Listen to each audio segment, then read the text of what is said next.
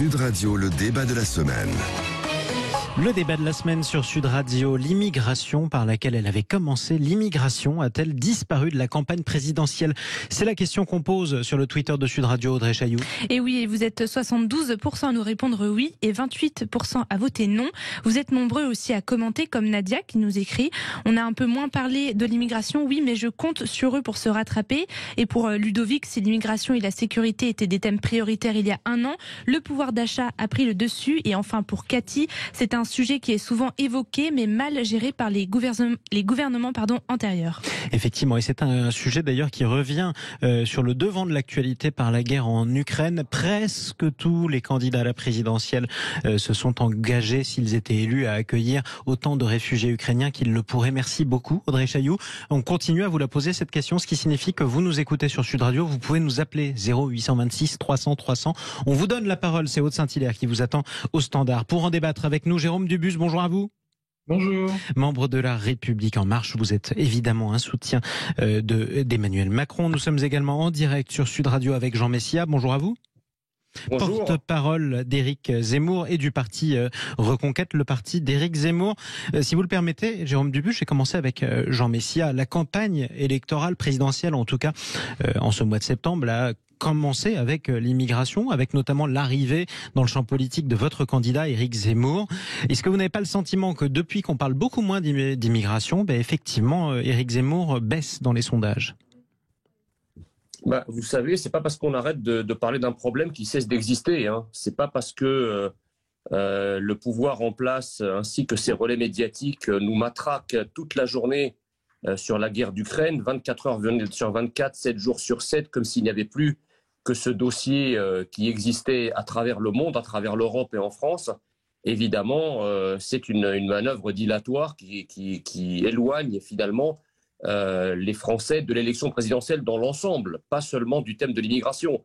Et c'est vrai que le thème de l'immigration, c'est un thème qui aujourd'hui est dans la campagne présidentielle parce que les Français en vivent les conséquences, tout simplement, en termes d'insécurité, en termes d'ensauvagement de la société, en termes de coûts aussi. Et c'est pas parce qu'on arrête d'en parler encore une fois, qu'il cesse d'exister. Alors je sais bien que c'est le grand rêve d'Emmanuel Macron, des progressistes et tous ceux que cette thématique embête au plus profond parce qu'ils ne l'ont jamais considéré, ils n'ont jamais rien fait contre, ils ne l'ont jamais traité. Donc évidemment, c'est un avantage qu'on arrête d'en parler, d'où d'ailleurs l'invention permanente de mousse sur d'autres thématiques et d'autres problématiques. Mais enfin, les Français savent à quoi s'en tenir et ils le vivent au quotidien. Et donc au moment du vote, évidemment, ils ne voteront pas par rapport à ce qui se passe à 3000 km de chez eux, ils voteront par rapport à ce qui se passe en bas de leur immeuble, si vous voulez, ou quand ils sortent dans la rue. Après, vous parlez de matraquage à dessein des médias sur la guerre en Ukraine. Dans le Grand Matin Week-end aujourd'hui, sur Sud Radio, on a donné 5 minutes de temps de parole à un Français qui a parcouru 4000 km pour porter assistance à ses amis à Odessa. J'ai pas le sentiment que ce soit non plus du matraquage. Il faut aussi en parler, et puis on parle de tous les sujets. Peut-être pas chez vous, mais dans les autres médias, oui.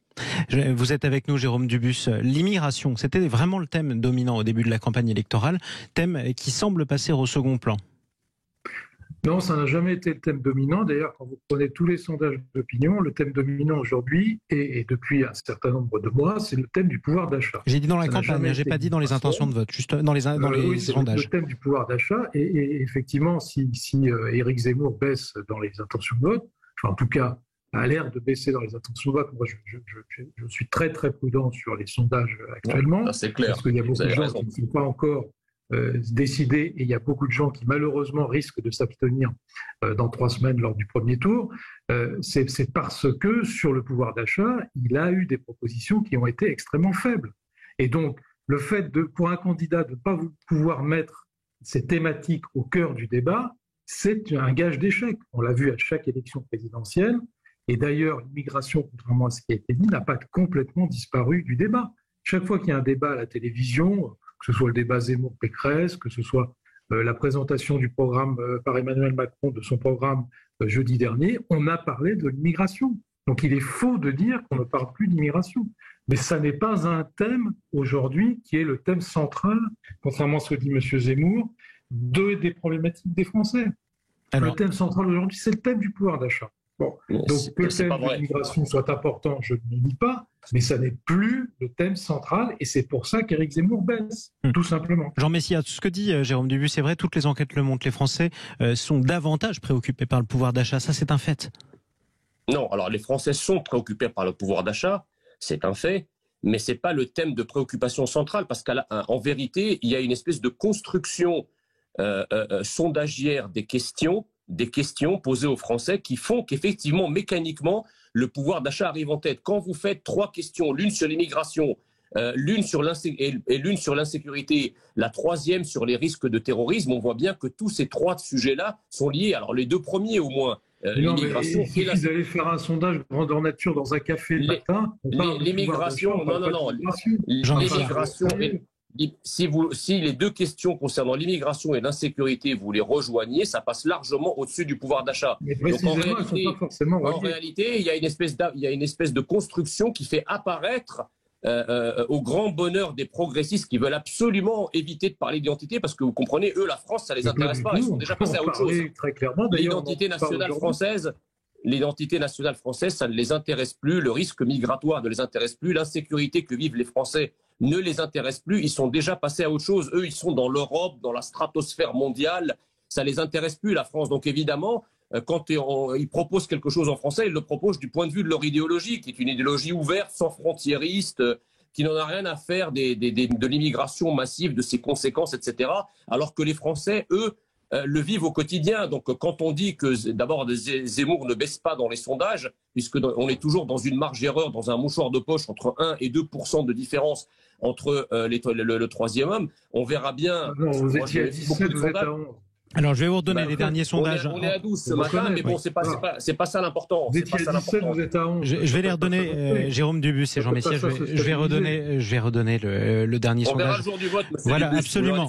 Jean Messia, Jérôme Dubus, le dernier rolling IFOP fiducial pour Sud Radio, qui donne Emmanuel Macron à 29%, en baisse. Éric Zemmour est derrière Jean-Luc Mélenchon.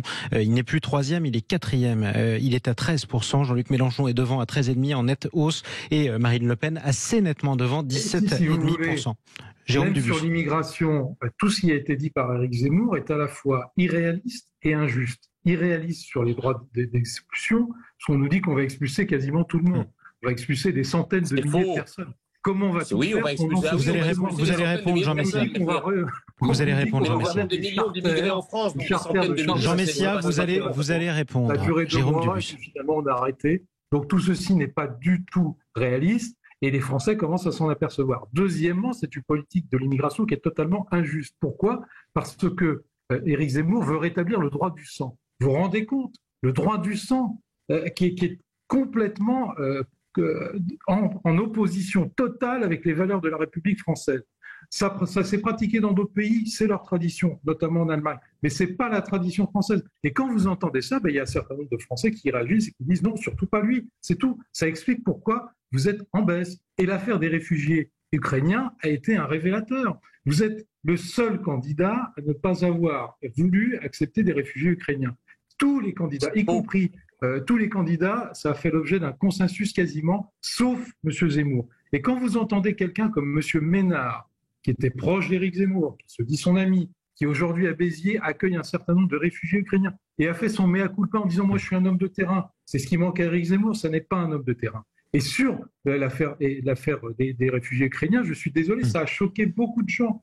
Éric Zemmour a proposé, a appelé plutôt à aider la Pologne pour qu'elle accueille les réfugiés ukrainiens. C'était ça précisément sa proposition. Jean Messia. C'est-à-dire, M. Dubus est en transe parce qu'on annonce qu'on va expulser quelques centaines de milliers de personnes alors que nous avons des millions d'immigrés en France. Alors je comprends, j'aimerais bien qu'il ait le cœur qui saigne autant lorsqu'on parle du malheur des Français que lorsqu'on veut toucher à ces vaches sacrées clandestines. On va revenir un peu sur un champ lexical un tout petit peu plus respectueux, Jean Messia. Et comment vous faites? Ça, c'est la question de Jérôme Dubus. J'ai pas manqué de respect. Je comprends quoi le nom vache sacrée. Les vaches sacrées, oui. C'est jamais manqué de respect. Au-delà de ça, Jean Messia, comment vous faites? La deuxième chose, c'est qu'effectivement, aujourd'hui, nous considérons qu'il y a 2 problèmes en France dont l'un est prioritaire sur l'autre. Le problème, c'est un problème existentiel. C'est un problème de l'être national. C'est-à-dire, est-ce que dans 10 ans, dans 20 ans, dans 30 ans, la France restera toujours la France? Or, au rythme migratoire actuel et en l'absence totale de politique d'intégration et d'assimilation, la France risque de ne plus être la France. Et ensuite, il y a le problème de l'avoir, c'est-à-dire de l'argent. Mais les deux sont liés, parce que vous ne pouvez pas d'un côté dire on a cramé la caisse, la dette publique a explosé, la France n'a plus les moyens, et en même temps continuer à accueillir une immigration qui a tout à prendre en France et qui n'a quasiment rien à apporter. Or, c'est le projet des progressistes, parce qu'en réalité, ce qui les anime, c'est une politique de haine de la France. Ils veulent en finir avec la France. L'immigration n'est qu'un bélier. L'immigration